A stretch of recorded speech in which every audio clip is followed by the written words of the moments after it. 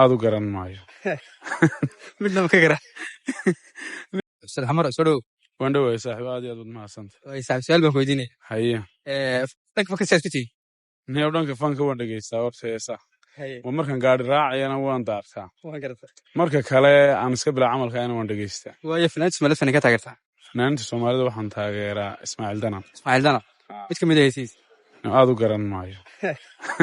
midna ma ka gara niyow haddana waxa dee waan dhegeystaa anigu waxaan ahay xaafidul qur'aan baan hayba haye heesaa waanan xifdinay laakiin waan iskala raacraacaa markay heesaya. ismaaciil dana baad u maxaa taageertaa Ismaaciil Danan anaa ku xulaya waaye iyo xul waaye inan yahay gobta ahee qurux lagu galadaye guri wacan ka timide gudkuna u daban yahay